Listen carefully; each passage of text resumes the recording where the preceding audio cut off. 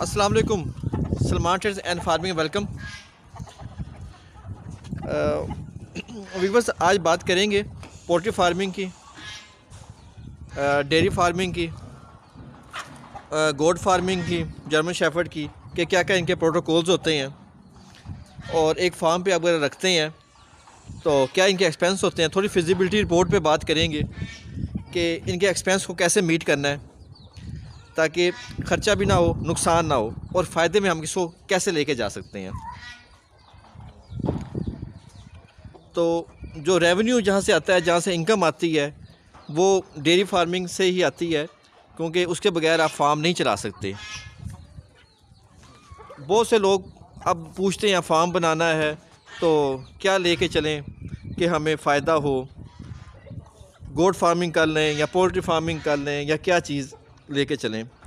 तो जो मेरा अपना एक्सपीरियंस है, तजर्बा है, उसके अंदर आप बग़ैर डेयरी फार्मिंग के अपने फार्म पे बिल्कुल भी कोई फ़ायदा नहीं कर सकते, चला ही नहीं सकते, क्योंकि इस पर रोज़ का रोज़ दूध का प्रॉफिट आ जाता है। जबकि गोट फार्मिंग में एक लंबा प्रोसीजर है, नुकसान भी हो जाता है।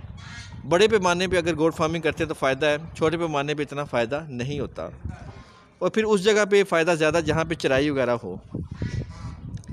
जबकि डेयरी फार्मिंग के साथ आप ये चीज़ें रख के फ़ायदा कर सकते हैं। बेहतर और आइडियल यही रहता है कि आप तीनों चीज़ों को साथ लेकर चलें, पोल्ट्री,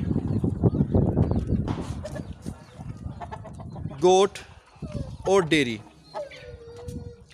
फिर फ़ायदा आपको, और आपका तजर्बा भी होता है, एक्सपीरियंस वगैरह हो जाता है, क्या इनके प्रोटोकॉल्स हैं, क्या इनकी मेडिसिन है, मेडिकेशन कैसे करनी है।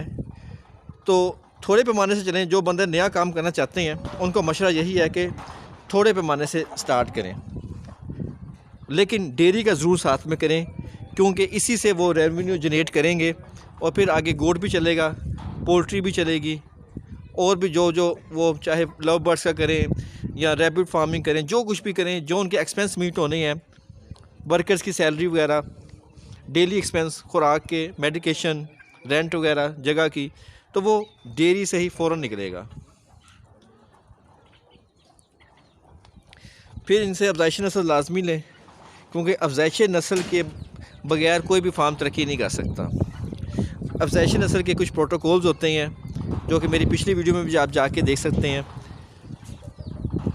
खुराक पे बहुत मुनसर करता है, माहौल पे बहुत मुनसर करता है, और जो इलाज करते हैं वो कोशिश करें देसी इलाज करें इनका, क्योंकि वलैती इलाज करके, एलोपैथिक का ज़्यादा इलाज करके इनके हार्मोन्स ख़राब हो जाते हैं और फिर ये उस तरीके से ब्रीड नहीं करते, चाहे पोल्ट्री है, चाहे डेयरी है, या चाहे गोट है। हर एक के मुख्तलिफ खाने बनाए गए हैं, क्योंकि पोल्ट्री में नस्लें हैं, ब्रीड्स हैं, जैसे सिल्वर सप्राइड है, असील है, देसी है, गोल्डन हैवी बफ है, ब्राह्मा है। तो बेहतर यही रहता है कि इनके अपने अपने जड़बे हों, और इस तरह से देसी ज़रूर रखें, क्योंकि जो देसी मुर्गी है ना, वो फैंसी मुर्गियों के भी अंडे उसके नीचे रखते हैं। जब कुड़क हो जाती है तो उन्हें अच्छे हैच कर देती है। अच्छी प्योर नस्ल की देसी मुर्गी ज़रूर रखें। जितने आपके बच्चे निकलेंगे और उनकी हिफाजत करेंगे, जितने आगे चलेंगे, उतने फार्म आपका फ़ायदे में जाएगा।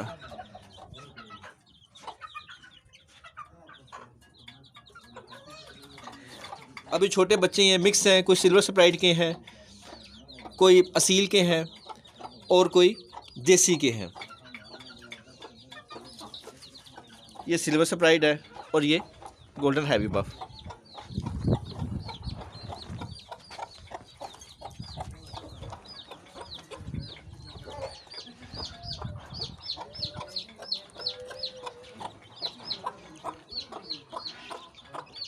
माँ इनको खाना खिलाना भी सिखा देती है और हिफाजत भी करती है, सर्दी से भी बचाती है, और अच्छी तरीक़े से लेके चलती है।